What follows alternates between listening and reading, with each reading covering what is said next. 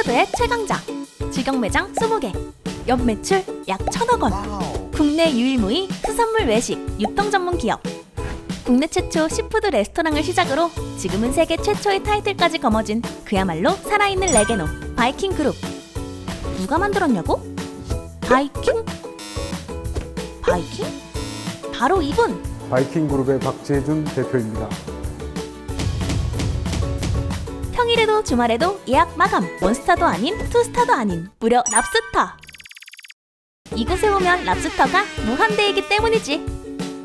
랍스터뿐만 아니라 참치, 가리비 등 200여 가지 메뉴들을 무제한으로 즐길 수 있다고.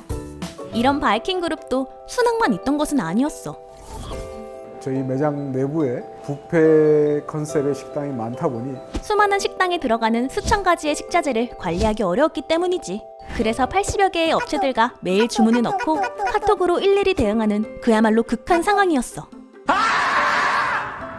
불 좀 꺼줄래? 눈물 좀 닦게. 그때 나타난 구원투수. 맞아, 바로 삼성 웰스토리야. 삼성 웰스토리는 전국 6개의 물류센터를 기반으로 일평균 1,000톤의 식자재를 유통하고 있어. 그래서 바이킹 그룹의 80여 개의 주문이 단 한 번의 주문으로 간편해졌지. 듣기만 해도 마음이 편안해진다.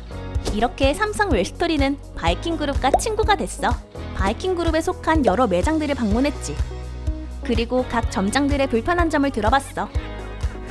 어떤 문제점이 있는지를 좀 파악을 하려고 새벽 4시에 이제 노량진 수산시장에 있는 바이킹스 이제 창고에 갔죠.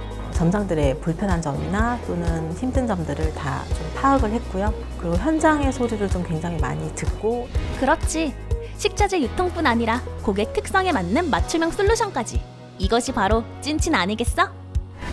이 정도라면 우리가 믿고 전략적 파트너로 충분히 같이 갈 수 있겠구나 하는 그런 생각이.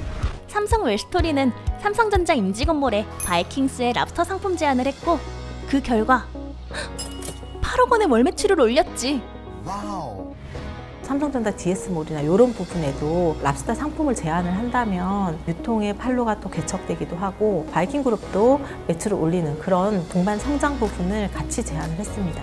웰스토리와의 협업을 통해서 저희가 힘을 합쳐서 꼭 유닛이 됐으면 하는 그런 생각입니다. 어때? 바이킹 그룹과 삼성 웰스토리. 이 정도면 찐친이라고 할 만하지?